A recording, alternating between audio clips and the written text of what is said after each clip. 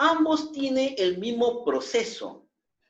Ambos tienen el mismo proceso de desarrollo, ¿no es cierto? Entonces, nosotros habíamos visto las etapas de mitosis y meiosis, no sé si recordarán, ¿no?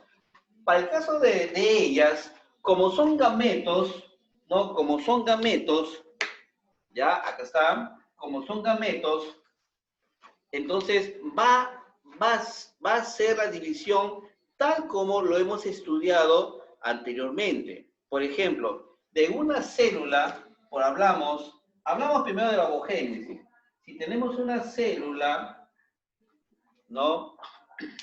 Una célula, en ese caso hablamos del óvulo, ¿no? Porque el óvulo viene de la ovogénesis.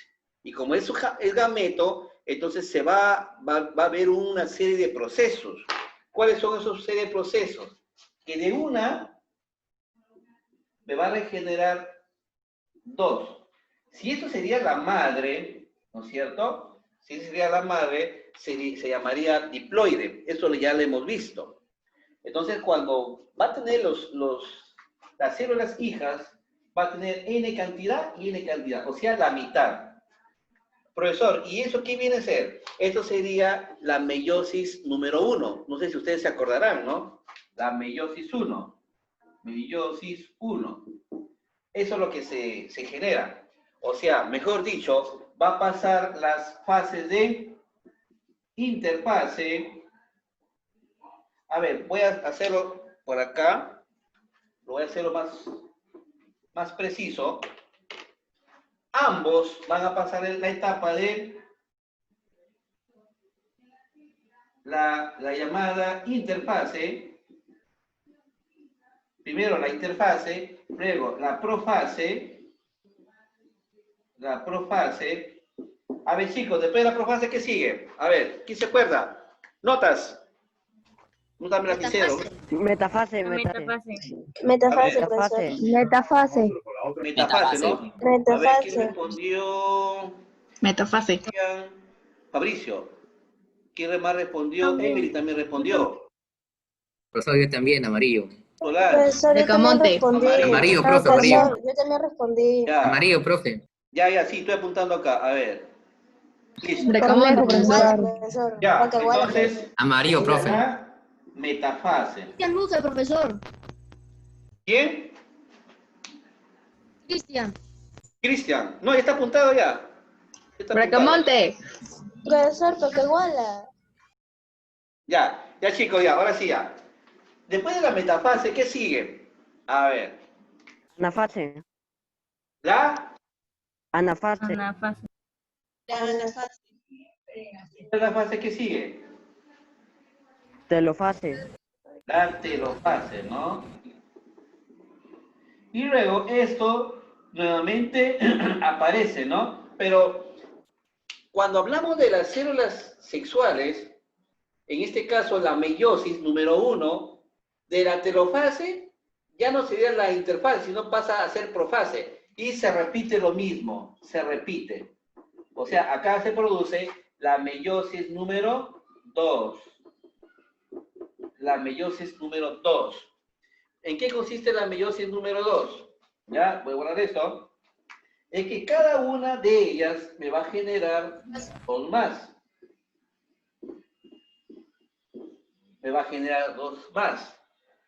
¿Y por qué es diferente? ¿Por qué no se inicia tal como el anterior? Porque precisamente se va a conservar el número cromosómico. O sea, en este caso, cada una va a tener el N cromosomas, o sea, haploides, ¿no? Por eso que esto se va a llamar haploides. Eso ya lo determiné en anterior. Así como la ovogénesis, también va para el espermatogénesis, ¿no? En el espermatogénesis, a ver, voy a dibujar, ahí está, un espermatozoide. Cabe señalar que el espermatozoide tiene mitocondria. A ver, vamos por partes. Tiene membrana, citoplasma, núcleo tiene. Y dentro de los organelos citoplasmáticos tenemos el mitocondria. ¿Para qué el mitocondria? Porque si no fuera por mitocondria, estos no pueden moverse. Imagínense un espermatozoide sin mitocondria, esto dejaría de respirar, dejaría de procrear en los ATPs. O sea, a ver, ¿qué significa ATPs? A ver, ATPs, ¿qué significa? A ver, ¿se acuerdan del segundo bimestre? ¿Qué cosa es el ATPs? A ver. Adenosín trifosfato. Adenosín Fosfato. Ya. ¿Quién habló? Monje Fabricio, profesor. Uy, Mujer Fabricio se la lleva todas, ¿ah? Listo. Ya. En los ATPs. Profesor, yo también le dije. Ya, a ver, ya quería. Leo te va a poner tu nota. Ya, los ATPs es el adenosín trifosfato. ¿Qué son los ATPs? Son paquetes de energía que elaboran en su interior citoplasmática. ¿Y eso para qué? Para que el espermatozoide tenga la energía suficiente para poder moverse. Porque imagínense, si no tuviese, si no fabricara los ATPs, entonces eso jamás llegarían a conquistar a los óvulos. Jamás. No se podría, ¿ya? Como ellos se reproducen, ¿no es cierto? Tanto los óvulos como los espermatozoides, significa que ambos tienen centriolos. Centriolos, pues. Si no, ¿cómo se realiza la división? Nosotros ya sabemos más o menos que los centriolos se dilatan a partir entre la interfase y la profase. Ahí comienzan a dilatarse los centriolos, se dividen. Y ya cuando pase la metafase, cuando ya está en la etapa de la metafase, estos centriolos se ubican, ¿se acuerdan? Los centriolos ya se ubican, acá se ubican, ahí está, ¿ven? Mientras los cromosomas ya se ubican ahí en la línea ecuatorial, se ubican. Eso es en la etapa de la metafase, ¿no? Entonces quiere decir que el espermatozoide y el óvulo pasa por esos tipos de divisiones. Ya, entonces tiene mitocondria, ¿no? Tiene núcleo, tiene acrosoma. Eso también es importante. La acrosoma,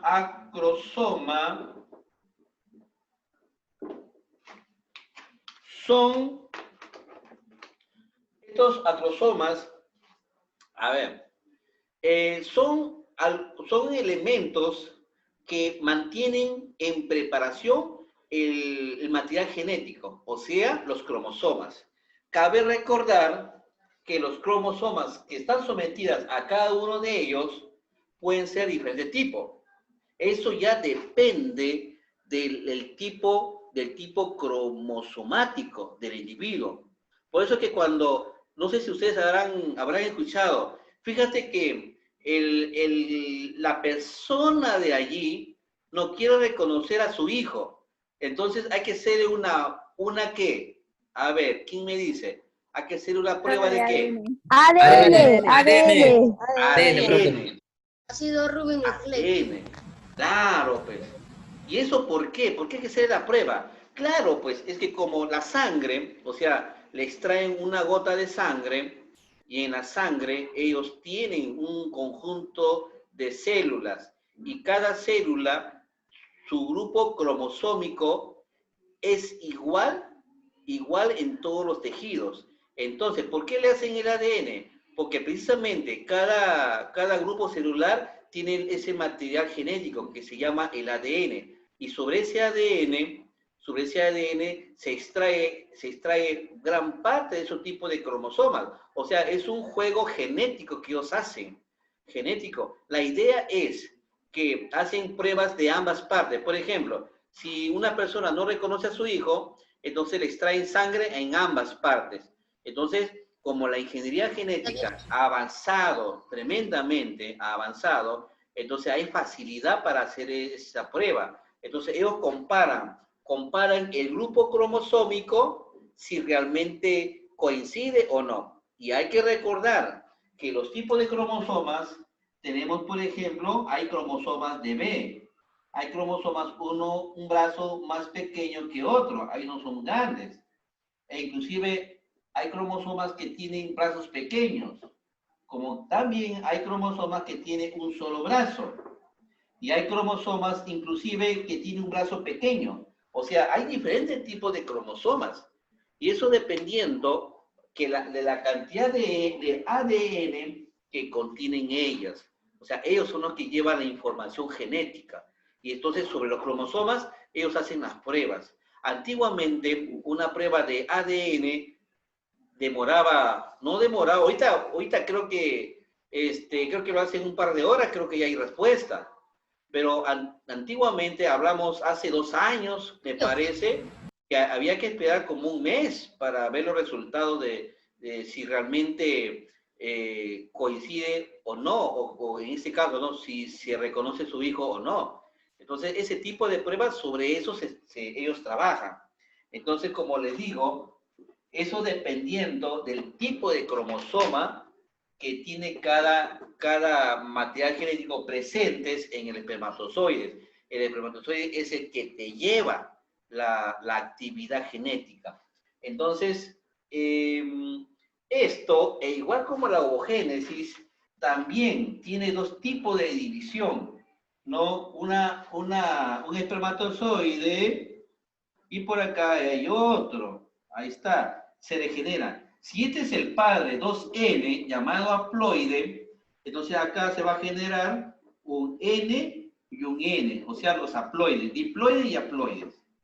Y igualito, es el mismo proceso de la meiosis, o sea, hay 2, meiosis 1 y meiosis 2. Entonces, que cada uno también se va a reproducir 2 tipos de células, cada uno. 2 tipos de células, ahí está. Y cada uno mantiene la misma actividad cromosomática.